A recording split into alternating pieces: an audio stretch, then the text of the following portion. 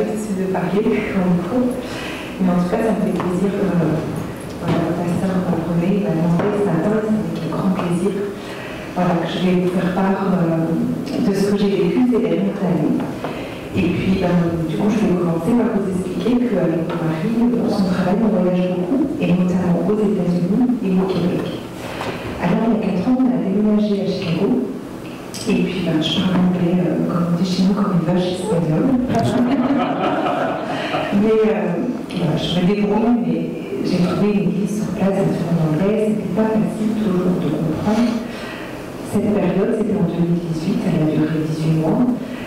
Ça a été bénéfique parce que je me suis vraiment plongée dans la parole de Dieu. Donc, j'en avais besoin à l'époque parce que je revenais au Seigneur après des années d'errance. Et du coup, malgré tout, on a besoin d'être mon frère et on a besoin d'aller rencontrer nos frères et sœurs commentés en Christ. Et donc, je me suis attachée à une église qui était roumaine, donc j'entendais parler roumain. Ça a été conduit par le Seigneur. Et puis, mon mari me dit, voilà, je vais aussi me mettre en associé avec une compagnie québécoise. Donc, on va aller à l'île de temps en temps. Du coup, j'ai cherché, j'ai trouvé votre église, et puis j'ai vu que votre pasteur vous mettiez les messages sur Internet. Et du coup, j'ai commencé à vous suivre. Donc, c'était fin 2018. Et vraiment, je ne suis pas très Internet connectée, c'est lié à mon âge. Mais je reconnais que vraiment, ça a été une bénédiction. Parce que dans mes messages, ça m'a apporté ce plus de la parole de Dieu que je pouvais lire. Et puis, on sentait vraiment cet amour qu'on est vraiment l'amour du Seigneur. Donc, je vous ai suivi, sans que vous sachiez. Et puis, quand je suis venue, mon mari m'a vu quelques fois. Donc, je suis venue 2 fois aussi. Et vraiment, ça m'a fait un bien fou. Donc, vous avez été mon église. Quand j'étais à Chicago, bien que j'avais une église sur place, il ne faut pas laisser nos assemblées, comme on dit. Et puis, j'ai continué à vous suivre, on est retourné en France, juste avant la Covid. Et donc, j'ai pu, à l'époque, j'avais trouvé une petite église, et puis je m'y suis attachée. Alors, je l'ai pas tout le temps parce qu'on est en déplacement. Mais je continue à vous écouter parce que je me dis, si le Seigneur vous a mis sur ma route, ce n'est pas pour rien, et on ne doit pas laisser les choses que le Seigneur nous donne. Ce sont des bénédictions. Donc vraiment, je vous encourage parce qu'on sent vraiment l'amour du Seigneur. Et le message, c'est vraiment du parler, comme on dit. Amen. Voilà, je salue mes amis et mes frères et sœurs en Christ, ma maman aussi qui vous suit, parce que du coup, des fois, je partage le message. Donc, je salue mes amis. Et puis, je suis vraiment contente d'être avec vous. Je suis là pendant 3 dimanches sûrs. Et puis, on va quand même visiter un petit peu notre beau Québec. Ouais. Voilà, vous avez une belle langue. Et puis, je me dis, Seigneur, il est bon parce que quand il dit, je serai partout où tu iras, et c'est vrai. Amen. Que le Seigneur vous bénisse à chacun d'entre vous.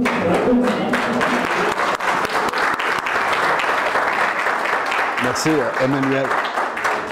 Gloire à Dieu. Alors, on va aller en prière. Seigneur, puisses-tu bénir la rencontre de ce matin, ainsi que ma sœur qui nous visite avec ce beau témoignage et pour l'Église en France, celle qu'on ne connaît pas.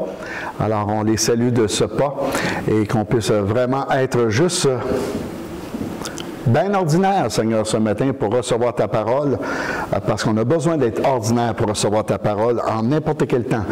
Garde mes paroles d'un discours qui pourrait décourager et même renverser une situation malheureuse en situation plus malheureuse, Seigneur. La prière d'une sœur la semaine passée, c'est qu'on sorte plus encouragé en sortant d'église que quand on est rentré. Et c'est d'un créole mauricien extraordinaire, Seigneur, qu'on a entendu ça. Et je vais me rappeler de cette prière en créole. Mais bénis-nous par ta présence au nom de Jésus. Amen. Gloire à Dieu. Alors, ce matin, le verset pour la semaine à méditer, c'est 1 Corinthiens, chapitre 13, verset 12. Aujourd'hui, nous voyons au moyen d'un miroir, de manière obscure, mais alors nous verrons face à face. Aujourd'hui, je connais en partie, mais alors je connaîtrai comme j'ai été connu. Ce que j'aime dans ce verset, ça me rappelle à moi que même si j'étudie les Écritures, même si j'ai une théologie, même si j'ai fait mes collèges bibliques, il ne faut pas que je me laisse aller à devenir paresseux dans la lecture de la parole de Dieu, pas à croire que je connais Dieu. T'sais? Job croyait qu'il connaissait Dieu plus que lui-même. C'est pour ça que Job se fait dire par Dieu, instruis-moi comment j'ai fait les choses. C'est à peu près le même langage qu'après dire, tu me sembles me connaître mieux que moi-même, donc explique-moi comment j'ai fait les choses. Et faisons attention de ne pas être dans ce domaine, de dire, là je suis arrivé, je connais bien. Ici, ça dit qu'on connaît le Seigneur, mais partiellement. Tant qu'on va être dans notre corps terrestre, cette chair adamique, nous allons connaître partiellement et à tâtons, mais assez de lumière pour être toujours dans le même chemin du Seigneur. Mais de croire qu'on y est arrivé et qu'on n'a plus rien à apprendre, frères et sœurs, trop de personnes sont arrivées dans cette situation-là dans leur vie chrétienne et ça devient plate aller à l'Église. Pourquoi? Parce que tu crois que tu as tout reçu et tu n'as plus rien à apprendre. Fait que l'Église devient plate à ce moment-là. Parce que tu n'as plus rien à recevoir. Et je trouve ça triste parce que moi, depuis 40 ans que je suis sauvé, il me semble que je n'ai pas appris grand-chose encore. Très honnête. Parce qu'il y a des situations qu'on vit à l'heure actuelle que je n'ai aucune connaissance et comme Vincent l'a dit, je dois sortir de mes zones de confort pour les situations à laquelle on vit à l'heure actuelle. Et on aime tous travailler dans nos zones de confort en passant. Hein? C'est que ceci dit, aujourd'hui je connais en partie, mais alors je connaîtrai comme j'ai été connu. Donc un jour, nous allons connaître le Seigneur comme lui nous connaît à l'heure actuelle. Lui nous connaît parfaitement parce qu'il vit dans notre cœur. Il connaît toutes les actions dans notre cœur, dans notre vie, il connaît au complète. Hein? Et à partir de là, ça nous encourage à persévérer, à dire, cette semaine dans ma prière, Seigneur, montre-moi où je crois où je suis rendu. OK? Pour pouvoir persévérer et continuer. Donc, je nous encourage à cela et qu'on puisse réfléchir à cela. Bon, la voix qui annonce le deuxième message pour ce conseil pastoral pour ce mois-ci. Je rappelle bien sûr que le pasteur Félix Bellil va venir à la fin du mois, mais il vient aussi pour deux raisons. Il vient pour annoncer les fermiers chrétiens du Québec, l'association qui font l'évangélisation l'été dans les foires agricoles partout au Québec, mais aussi pour partager la parole et bien sûr un bon repas avec nous. On ne sait pas ce qu'on va manger, mais c'est toujours bon. Alors, gloire à Dieu. Mais il faut que je trouve des sauterelles, c'est vrai. Parce qu'on a un engagement de manger des sauterelles ensemble ce dimanche-là. T'avais oublié ça, hein? Pas moi, il faut que je trouve ça. Alors, parce que ce mois-ci, on parle du personnage de Jean le Baptiste. Ce qui nous emmène ce matin, Jean était un véritable ambassadeur. Il était convaincu et volontaire.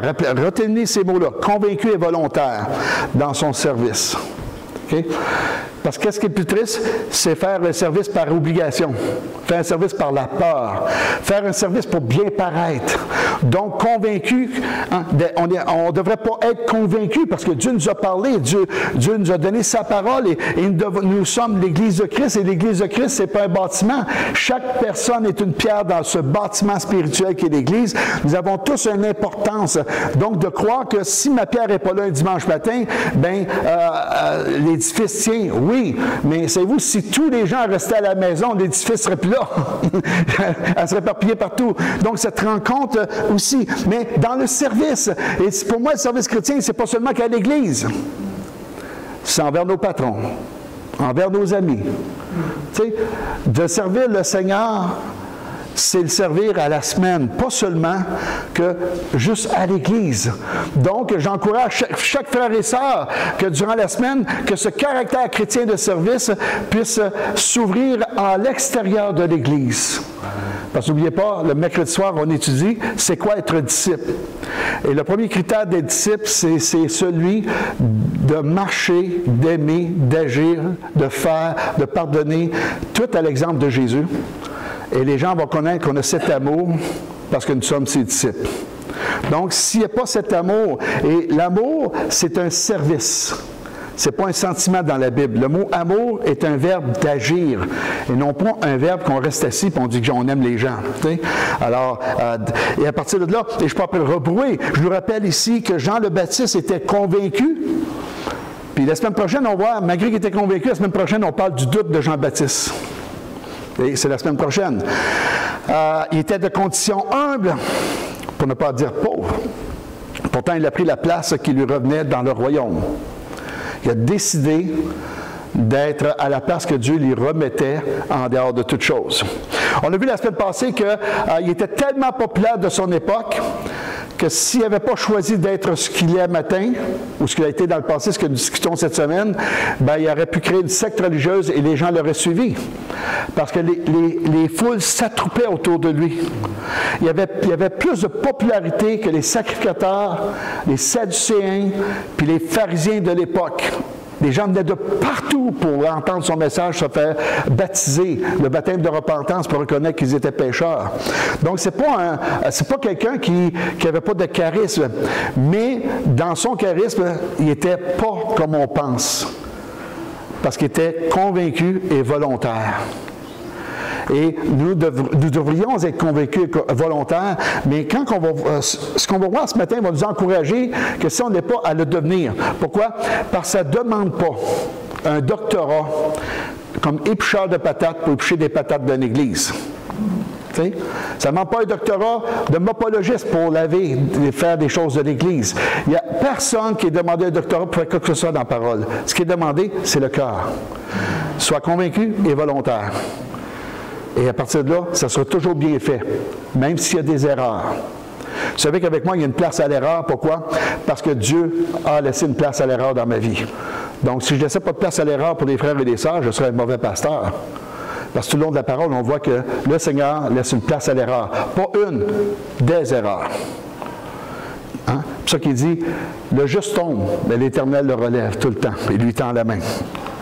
Dans Matthieu, on va voir quelques préambules. J'aime bien lire les contextes complets.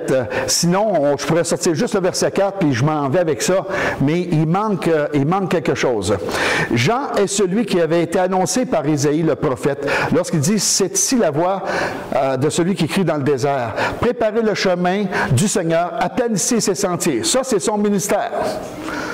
Jean avait un vêtement de poil de chameau, une ceinture de cuir autour des reins, et se nourrissait de sauterelles et de miel sauvage. S'il n'est pas ordinaire, je ne sais pas, il est quoi? Il n'est pas dans les maisons des riches, lui, là. Un vêtement de poil, dans le désert, ça doit sentir. Mais comme au Moyen-Âge, tout le monde sentait, bien, quand tout le monde sent, tu ne sens plus. Mais il reste que, même s'il se lavait pour les rituels juifs, il reste que porter un vêtement de poil l'été, ça doit dégager des odeurs. Il fallait qu'il trouve son miel. Donc, ce n'est pas parce qu'il était prophète le Seigneur l'emmenait les essaims d'abeilles avec le miel qui coulait tellement qu'il prenait une chaudière en tour. Il devait aller vers les abeilles, donc il devait se faire piquer. Ah, ils en fumaient, mais il n'y a aucun apiculteur qui ne se fait jamais piquer par ses abeilles. Parce que des fois, ils les approchent trop vite, des fois, elles sont excitées à cause des phéromones, puis il y a plein de choses autour qu'on ne comprend pas, qu'on ne ressent pas dans notre corps, mais elles ressentent, et elles ont peur. Oui? Mais l'apiculteur, il sait que c'est parce qu'elles ont peur, puis ils les approchent trop vite cette journée-là, ils vont faire plus attention dans la journée. Donc, sa vie n'était pas facile, là. C'était d'une pauvreté pas ordinaire, là. Il vit dans le désert. Retenez ça. Retenez ça. Parce que j'ai vu des places aujourd'hui où si tu n'as pas des certaines qualités, tu ne peux pas faire ceci ou cela. J'ai déjà dit dans une église, je regrette un concierge, là, on ne commencera pas à demander des diplômes universitaires. Il y a un cas, il va être concierge, bien, s'il vous plaît, même s'il n'y aurait pas d'éducation, ni lire et écrire, écoute, il veut servir, on va le faire servir. J'ai rencontré une sœur dans une église qui répétait tout ce que je disais, les mercredis soirs. Là-dessus, je suis bien patient.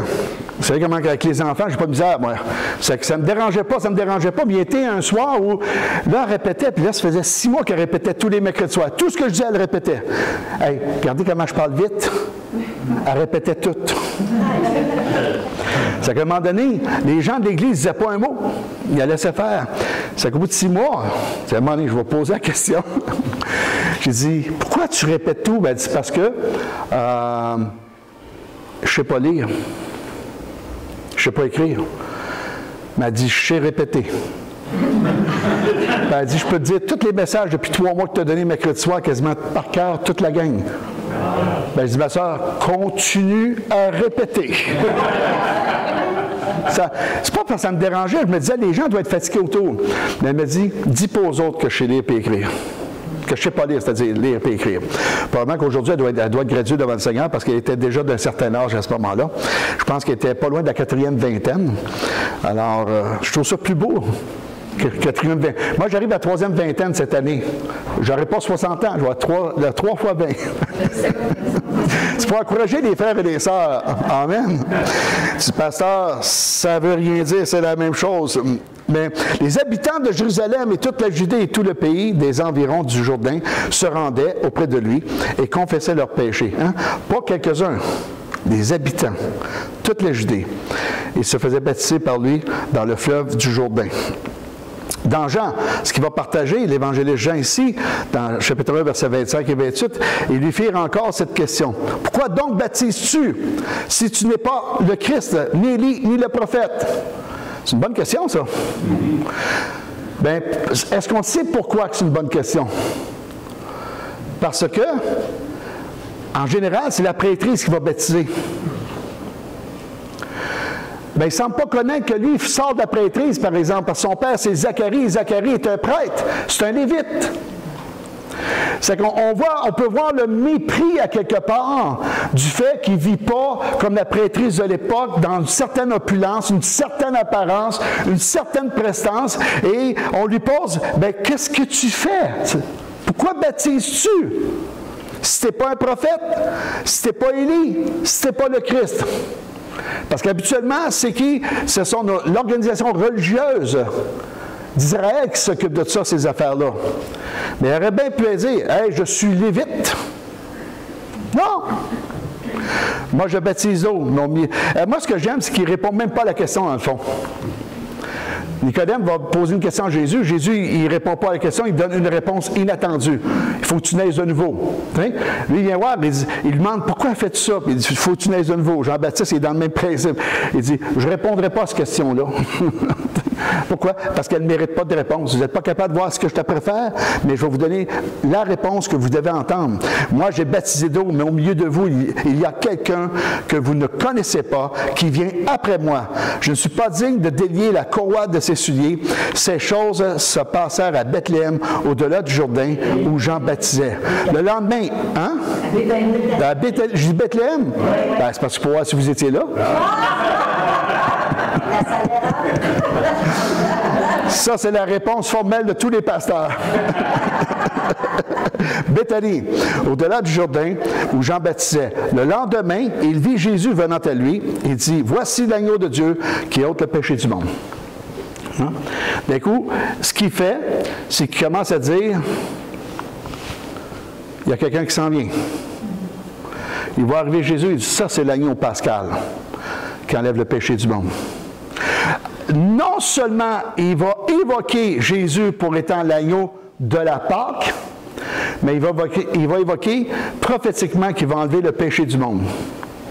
Mais à ce moment-là, Jean-Baptiste n'est pas au courant du fait du ministère complet de Jésus.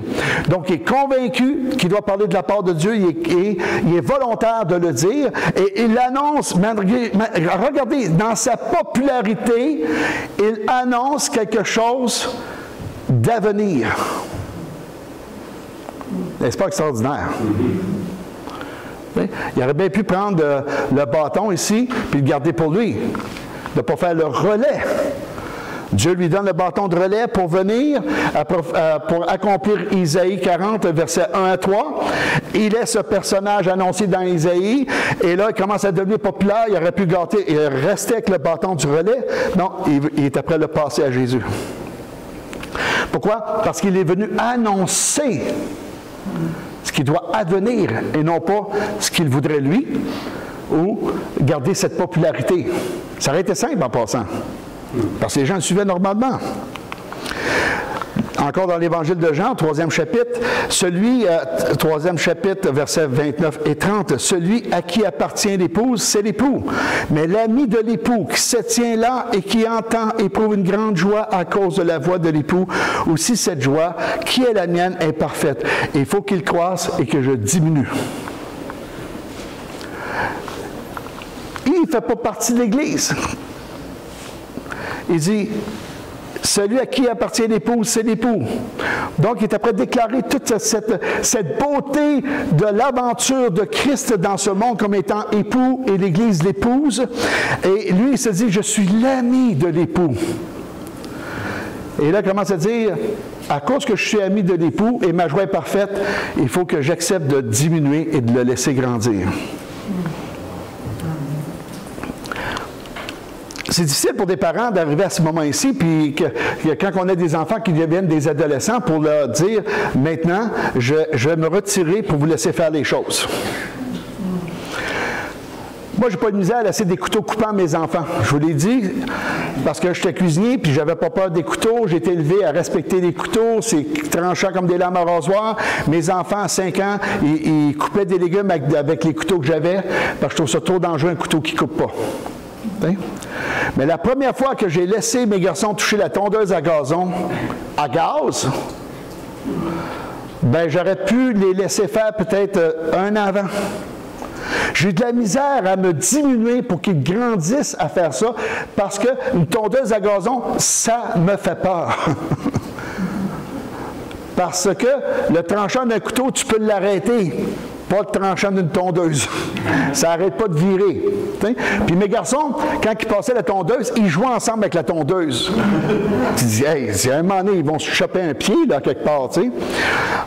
Je montrais à mes garçons comment faire de la soudure pour des tuyaux dans le sous-sol et tout ça. Écoutez, j'étais prêt de faire le sous-sol à Alma pour refaire le sous-sol parce que le monsieur, il y avait une maison de chambre dans le sol. Ça fait qu'on change tout ça, on répare, on rénove le sous-sol. Puis pendant qu'on descend les murs et tout ça, j'ai mon garçon sur le côté ici du mur. J'envoie mon deuxième sur l'autre côté du mur. J'ai dit, j'ai pas le choix, il faut que je coupe les deux côtés. J'ai des tuyaux à l'eau qui passent sur le mur. Ça fait mais ici, j'ai plus de place pour passer en anglais, reciprocating saw. La scie va bien électrique. J'aime ça dire ça, hein, c'est beau. Hein? Reciprocating saw. Vous ne pouvez pas rire, elle est plate. Bon. Mais c'est une scie va-et-vient. C'est que je suis après couper, puis je dis à François, quand tu vois ma lampe proche du tuyau, dis-le-moi. Lui, il regarde. D'un coup, ça se met à pisser l'eau partout. Il dit, papa, tu me dis de regarder si ça passait près de la lampe, mais tu ne m'as pas dit de dire d'arrêter. C'est que là, je ferme l'eau, je prends l'occasion pour le renseigner, comment on répare un tuyau avec les torches à propane. Je montre tout ça. Mais ça se tiraille pendant que je le montre. Fait que là, écoute, m'ont tapé ses nerfs, là. C'est qu'à un moment donné, je dis, allez-vous-en, je vais finir. Ça ne se donne rien. J'essaie de vous le montrer, puis vous n'arrêtez pas de vous tirailler, puis vous n'écoutez pas. À un moment donné, je suis à un congrès à Montréal, puis là, j'arrive chez ma belle-mère. Ma belle-mère a dit, il y a quelqu'un qui a appelé pour toi. Elle dit, le seul qui peut appeler, c'est les garçons, là, ou Claudia à la maison, parce que personne d'autre que ça. Bien, ma belle-mère n'avait pas reconnu Nathan. C'est que j'appelle Nathan, parce qu'elle avait oublié de prendre le numéro. Il dit, oui, c'est moi qui ai appelé. Je dis, qu'est-ce qu'il y a? Il dit, il y a un tuyau à l'eau qui a explosé dans le sous-sol. Il dit, qu'est-ce que ça fait? J'ai coupé l'eau. Il dit, OK.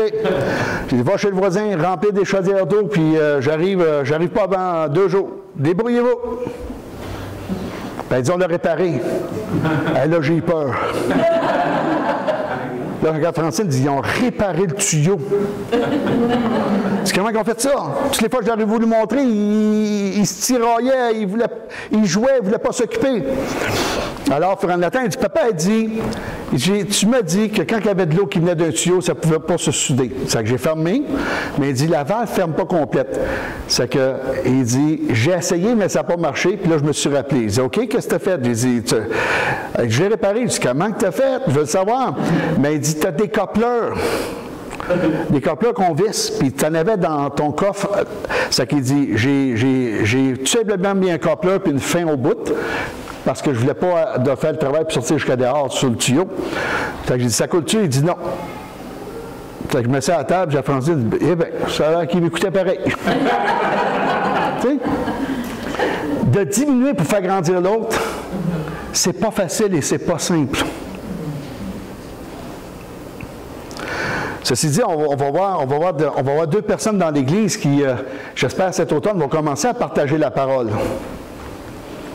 Pour qu'ils grandissent, il faut que je diminue. Pour que je puisse les aider, il faut que je fasse le même principe que Jean-Baptiste a fait, et je désire le faire, prier pour ces deux personnages. Alors, Vincent et Claude, qui se préparent pour partager la parole, et on va y arriver. Mais offrez-leur le même cœur que vous donnez pour moi, mais je vais tout faire pour m'abaisser. M'abaisser, ce n'est pas une question que je vais m'humilier. Je ne m'humilie pas devant personne. C'est que je décide de me mettre de côté pour le laisser de la place, et place à l'erreur, pour pouvoir grandir avec ça. T'sais? Mais c'est intéressant ici. Cette attitude vient du Seigneur. 1 Corinthiens, chapitre 1, versets 26 à 29. « Considérez donc, frères, que parmi vous qui avez été appelés, il n'y a ni beaucoup de sages selon la chair, ni beaucoup de puissants, ni beaucoup de nobles. » Il y en a, mais c'est la rareté. Mais Dieu a choisi des choses folles du monde pour confondre les sages. Moi, quand j'ai lu ça, je dis, ben moi, je suis fou, je ne suis pas folle. Et Francine de répondre, elle dit, je suis pas sûr. Alors, Francine, mon épouse. Maintenant, on a deux Francines dans l'Église. Francine, la F1, c'est Francine. La F2, c'est l'autre sœur Francine qui est arrivée dans l'Église. Alors, la F1 me dit... Elle me dit, pas sûr, pour confondre des sages. Dieu a choisi des choses faibles du monde pour confondre des fortes. Et Dieu a choisi des choses viles du monde et celles qu'on méprise, celles qui ne sont point, pour réduire à néant celles qui sont, afin que nulle chair ne se glorifie devant Dieu ou devant le Seigneur, d'autres versions. Jean-Baptiste répond à ce critère.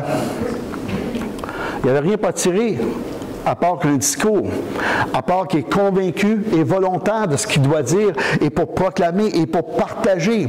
Et ici, ce qu'il désire faire, c'est vraiment être un ambassadeur et s'enligner comme ambassadeur.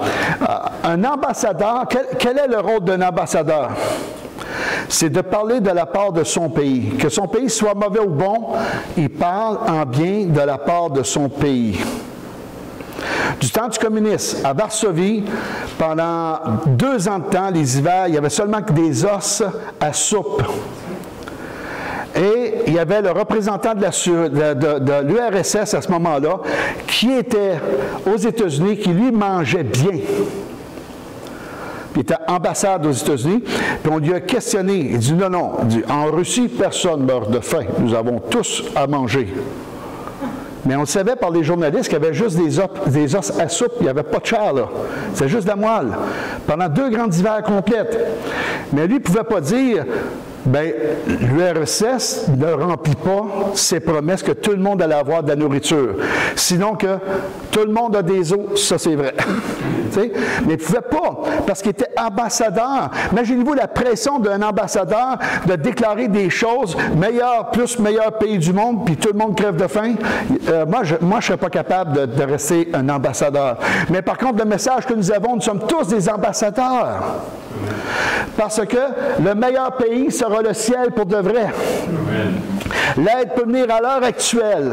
L'espérance, l'amour, la grâce, le pardon, la régénération par le Saint-Esprit, le changement de cœur par le Saint-Esprit, le soutien de la famille de Christ, tout ça ne sont pas des mensonges. Ce sont des paroles qu'il faut être convaincu. Et moi, le Saint-Esprit m'a convaincu. Je ne suis pas devenu pasteur parce que j'étais pour devenir convaincu de cela. Lorsque je suis né de nouveau, j'ai vu tellement de choses changer autour de moi, tellement de choses avec mes frères et mes sœurs du début qu'on commençait à suivre le Seigneur, qu'on venait tous de la même place. Les transformations étaient réelles. Et j'ai dit, OK, Seigneur, je suis convaincu. Maintenant, ce que j'ai appris, c'est à devenir volontaire. à dire, oui Seigneur, je vais répondre à cet appel.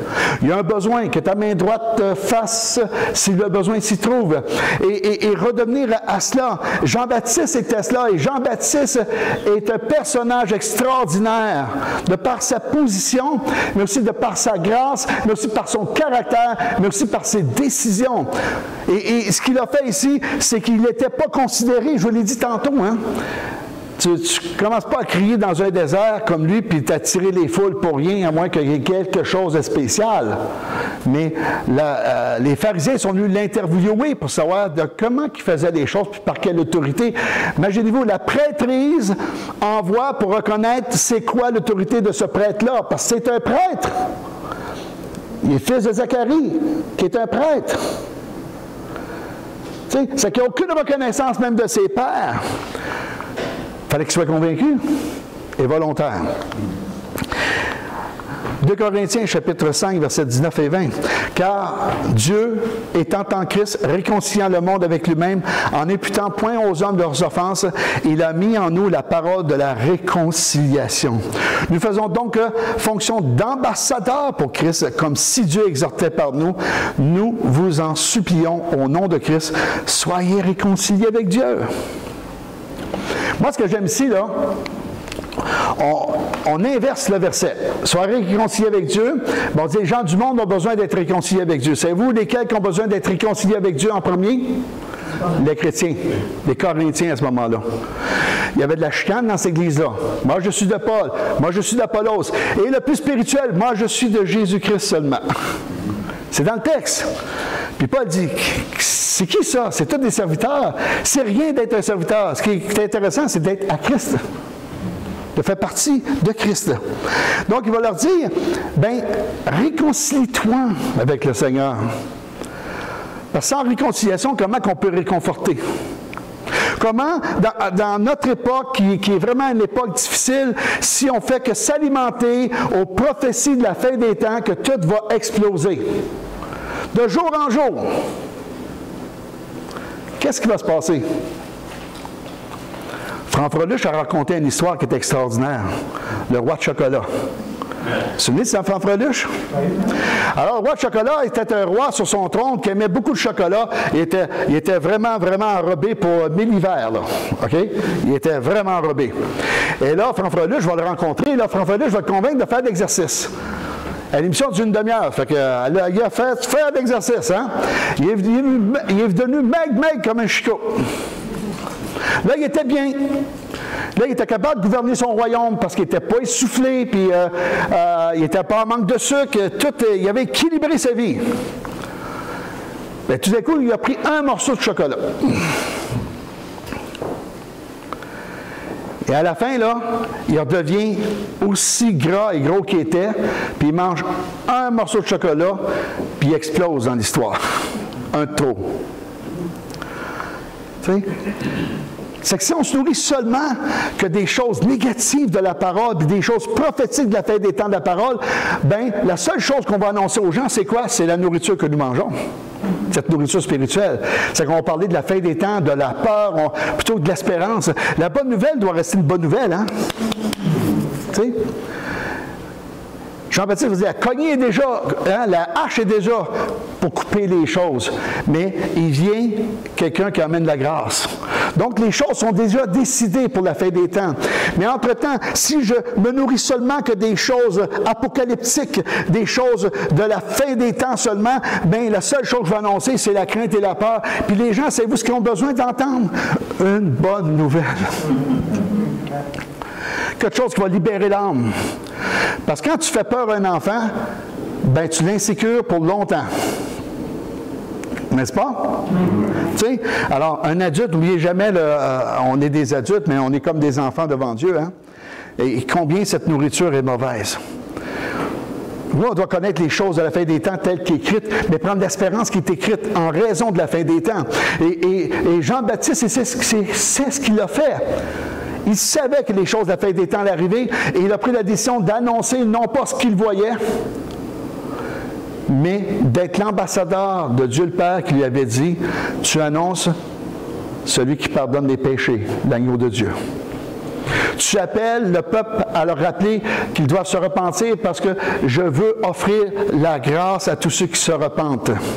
Et pas seulement qu'aux prêtres, aux ceux qui paraissent bien. T'sais? Donc, si on se nourrit de la parole, de toute la parole, on va équilibrer nos vies et on va être capable.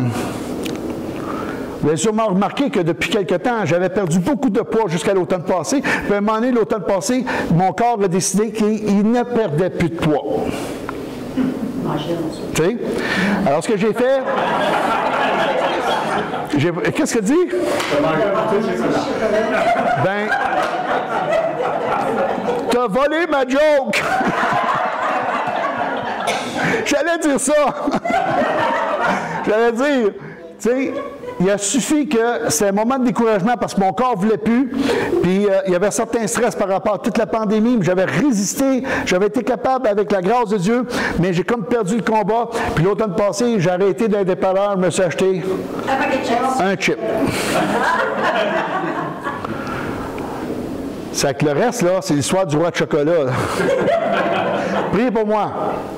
Parce que c'est difficile pour moi de recommencer. Parce que si vous pensez que pour les pasteurs, ils ne vivent pas de stress dans cette condition d'église que l'on vit, il y a beaucoup de stress. Parce qu'à l'heure actuelle, ce qui est né dans les églises, c'est la compétition. Okay?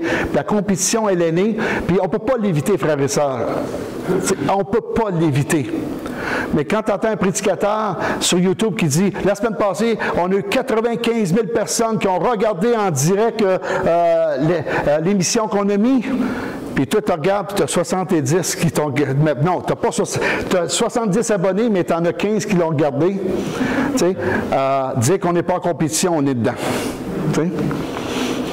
Donc, le but premier, pourquoi qu'on met en ligne, c'est pour les frères qui sont malades, ceux qui ont beaucoup de difficultés, qui ne sont pas toujours capables d'être là, donc ils peuvent recevoir, connecter avec l'Église, avec le même message quand ils viennent à l'Église, bien, ils ont toute la suite des choses, puis ils se sentent faisant partie du corps de Christ. Mais j'encourage d'être le plus présent à l'Église. Pourquoi? Parce que la connexion interpersonnelle est toujours mieux que la connexion Internet. Tu sais? Et à partir de là, mais c'est pourquoi qu'on fait mieux, parce qu'on a des caméras, vous avez vu, là, mais le but, c'est d'être capable que ça soit agréable pour nos frères et nos sœurs qui sont à la maison, qui ne voient pas toujours quelque chose qui marche en... Tu sais, que vous avez cette annonce à la TV, là, apparemment qu'il y a beaucoup couché de soleil, puis d'un coup, c'est tout décalé. Puis d'un coup, là, l'Internet à haute vitesse est arrivé, puis là, il y a un beau ciel, tu sais. Fait que des fois, c'est comme ça, là, tu sais. Mais mon but, ce n'est pas de devenir populaire sur Internet. Mon but, c'est d'être quoi? D'avoir un cœur de pasteur, puis d'être un ambassadeur, puis d'aller avec ce que nous avons, et je nous encourage et je cherche à lire de tous les jours quelque chose qui est bénéfique à mon âme, qui va m'encourager, qui va me propulser. Pourquoi? Parce que le dimanche, là, moi, quand j'adresse la parole aux frères et aux sœurs, c'est pas pour qu'ils s'en tournent dans le pire état que quand ils sont entrés, mais qu'ils soient encouragés pour la semaine. Puis Jean-Baptiste, il n'y avait rien pour plaire, il n'y avait rien pour attirer, puis il partageait. Pourquoi? Parce qu'il était convaincu, et nous sommes convaincus par le Saint-Esprit que nous sommes enfants de Dieu, n'est-ce pas? Amen. Est-ce qu'on est convaincu que la parole de Dieu est la parole de Dieu efficace pour aujourd'hui? Oui. Amen. Donc, on n'a pas besoin d'être convaincu là-dessus. Mais pourquoi pas redevenir volontaire? Volontaire, et pas d'attendre d'avoir toutes les choses pour réussir à faire. Vous savez, je fais partie d'un groupe d'ébénistes, d'ébénisterie puis de tourneurs sur bois. Puis à un moment donné, il y a une secte religieuse qui s'appelle les Amis des outils Festo. Tu sais, si tu n'as pas un Festo, tu n'as pas un bon outil. Puis à un moment donné, j'ai écrit un commentaire. Puis ça, j'ai dit, tu sais, c'est pas l'outil qui fait le menuisier, c'est pas l'outil qui fait l'ébéniste, qui fait le tourneur sur bois, là. Tu sais, des bons instruments, mais si tu n'as pas de technique, tu vas être mauvais toute ta vie. Fait que, puis j'ai écrit sur un commentaire, rappelons-nous que il y a 150 ans passés, il a fait des beaux meubles qui existent encore aujourd'hui, qu'on achète dans l'Antiquité, puis il n'y avait rien d'électrique là-dedans, là. Donc, on peut réussir à faire de belles choses sans avoir tous les outils. Là, je dis, ben oui, pasteur, c'est évident ce que tu dis, j'ai rentré dans ton garage d'aujourd'hui, tu me donnes des outils. Bien, je suis tombé dans le piège, moi aussi. C'est que là, on a décidé qu'on n'achetait pas d'autres pour utiliser ce qu'on a, puis d'avancer, puis d'apprendre des techniques. Et là, de ma femme, sourire. Et ça fait que... Mais on a tout entre les mains. On a tout, frères et sœurs, pour cette parole de la réconciliation. Mais ce matin, soyons réconciliés avec Dieu. Il ne manque rien, frères et sœurs. J'appelle l'équipe de louange. Il ne manque rien. Nous avons tous les dons au sein de notre Église pour faire les choses de Dieu, frères et sœurs. Il ne manque pas de dons dans cette Église. D'ailleurs, dans l'Église de Christ, il ne manque jamais de dons. Premièrement, nous sommes un don à l'Église en tant que personne. Ça ne peut pas manquer des dons, nous sommes tous des dons. Mais à quelque part, ce que je veux nous emmener à réfléchir, c'est que Jean le Baptiste, il a accepté d'être ce don avec pas grand-chose. Aucun flafla, aucun tapis rouge, aucune trompette qui l'annonçait.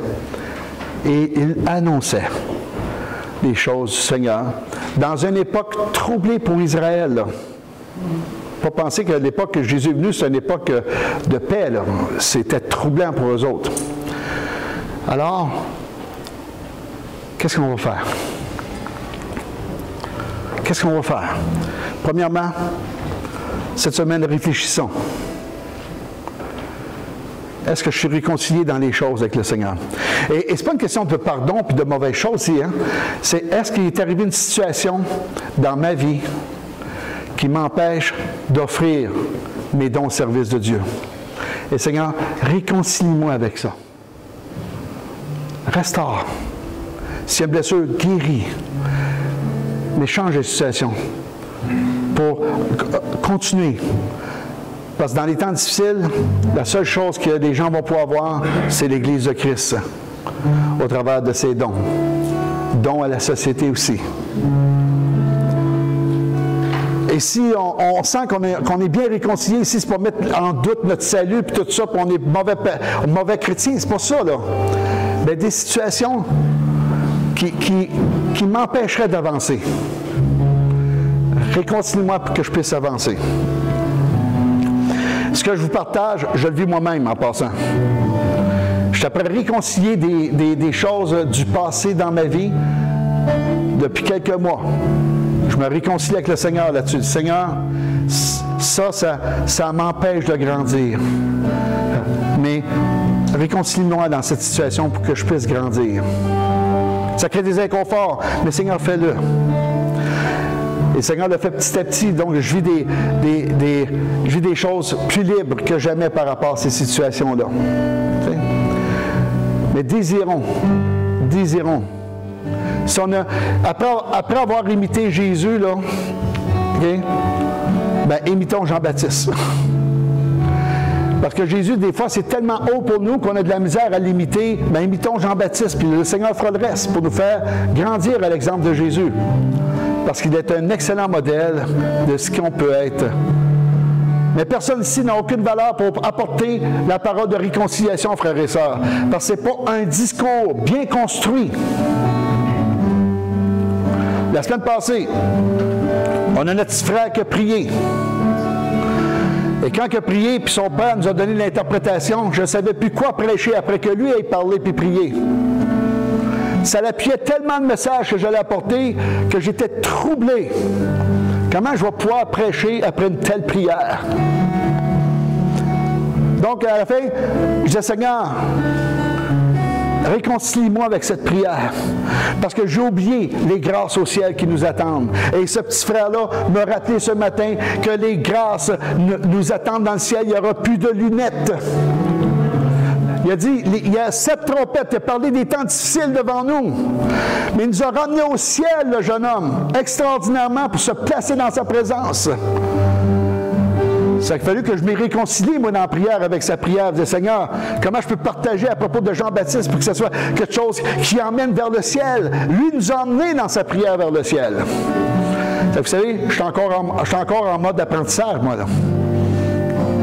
Wow! Notre sœur qui dit qu'on sorte différemment de la façon qu'on est rentré.